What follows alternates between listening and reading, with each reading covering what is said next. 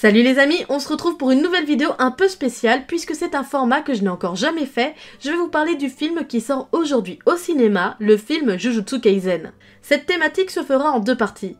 La première traitera tout simplement de ma lecture du tome, puis de ce que j'attends du film. Car oui, à l'heure où j'enregistre cette vidéo, je ne l'ai pas encore vue. Mais j'espère de tout cœur que, à ce moment même où vous pouvez voir cette vidéo, je serai dans la salle en train de le voir. Vous l'avez compris, la seconde partie, qui sortira la même semaine ou peut-être la semaine d'après, sera tout simplement un compte-rendu du film. Pour commencer en douceur, je vais vous présenter rapidement l'œuvre. Jujutsu Kaisen, titre qui veut littéralement dire combat de sorcellerie, est un shonen de Gege Akutami, prépublié dans le magazine Weekly Shonen Jump depuis mars 2018 et publié par l'éditeur Shueisha en volume relié. La version française est éditée par Kyun. Le tirage total s'élève à plus de 60 millions d'exemplaires en décembre 2021, ce qui en fait l'un des mangas les plus vendus. Une adaptation en série d'animation produite par le studio MAPPA a été diffusée entre octobre 2020 et mars 2021.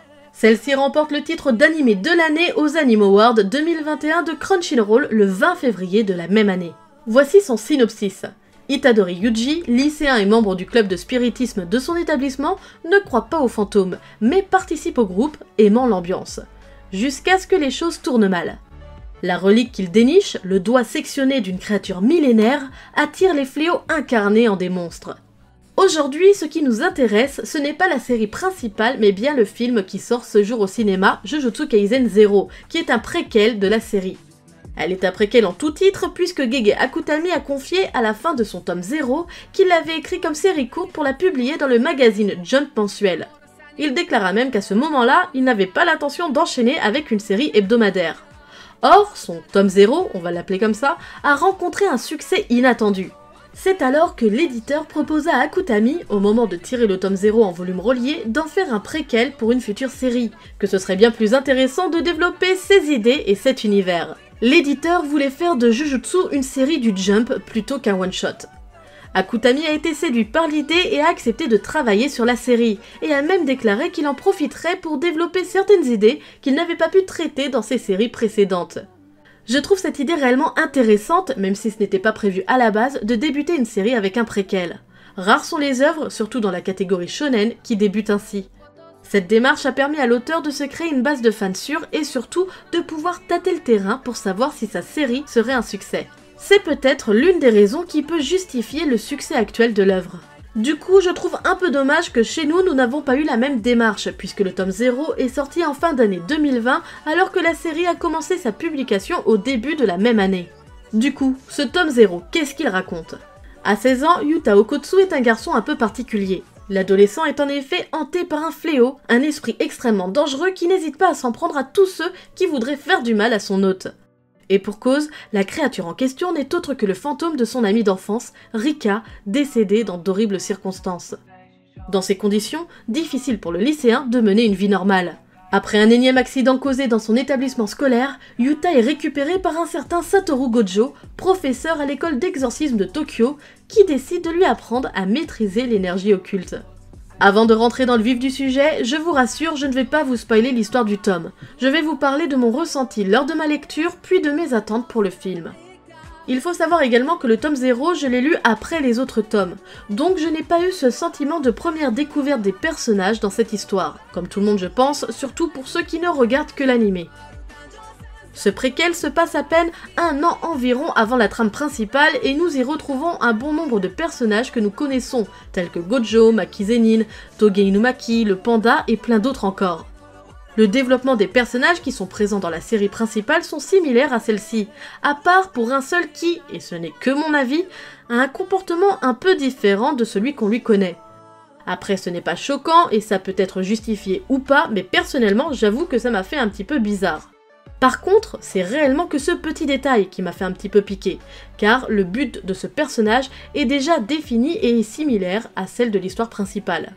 Le début de l'histoire ne nous est pas inconnu puisque nous avons déjà eu le droit à une scène similaire dans la trame principale. Ce qui change, c'est tout simplement le comportement du sujet. Si avec Itadori nous étions face à un personnage qui était un battant et qui ne voulait pas se laisser faire, c'est tout autre chose avec le héros de ce tome 0. Je pense que ce n'est pas un spoil, dès le début nous sommes face à un personnage qui n'en peut plus de la vie qu'il mène, avec le poids qu'il porte sur ses épaules. Il est en détresse et se retrouve dans une situation totalement inimaginable. Clairement, tout au long de son histoire, il se dit « dans quelle merde je suis ». Le gars est totalement victime de son destin et pourtant, il réussira à s'en sortir ou pas. L'écriture de ce tome est très bien réalisée. On retrouve tous les codes du genre, le rythme correspond parfaitement à ce que l'on attend d'un shonen. Mais il n'y a pas non plus de prise de risque incroyable dans son écriture. En fait, ce tome 0 est à l'image de la série en elle-même. Il reprend les codes du genre shonen, ni trop ni pas assez, juste ce qu'il faut, et ça suffit au lecteur pour être attiré par la série. Lors de la prépublication d'une nouvelle série shonen, il est demandé à l'auteur que dans son premier chapitre, toute l'intrigue soit mise en place. Il faut que ce premier chapitre accroche le lecteur. C'est d'ailleurs pour cela que les premiers chapitres dans les mangas sont plus longs que les autres. Le premier chapitre de ce tome 0 remplit parfaitement ce rôle. Le début nous présente le héros, son histoire, qui est finalement une malédiction, la situation à problème dans laquelle il se trouve, puis la révélation de son but. Ce premier chapitre permet déjà de mettre en marche l'évolution de son personnage principal. Le déroulement de la suite des événements va crescendo. L'auteur intègre parfaitement les différents événements et leur évolution. On n'arrive ni trop rapidement ni trop longuement dans le pic de l'histoire. Même s'il a déclaré qu'il n'avait pas prévu de suite pour ce tome 0, Akutami a tout de même terminé son histoire sur une fin ouverte qui permet donc parfaitement l'intégration de l'œuvre principale. Dit comme ça, on pourrait penser que ce n'est pas spécialement incroyable d'avoir fait ça.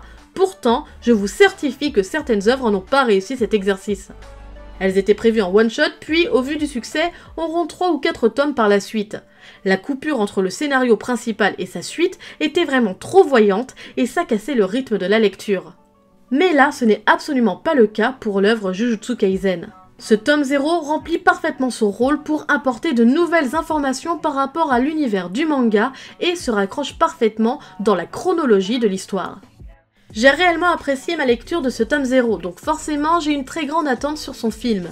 La série Jujutsu Kaisen nous a présenté un très haut niveau d'animation qui a permis de mettre à la page certains studios présentant des travaux peu satisfaisants pour les fans.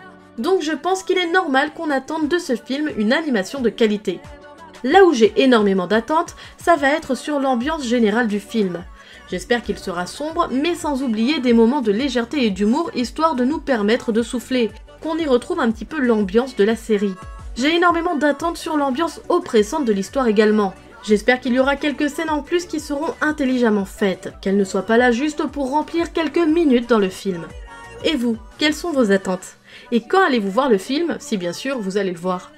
J'espère que cette petite vidéo vous aura plu, n'hésitez pas comme d'habitude à nous le dire par commentaire, à liker et à partager si c'est le cas, et surtout à vous abonner si vous ne l'êtes pas encore. Sur ce, moi je vous laisse à la prochaine, tchuss!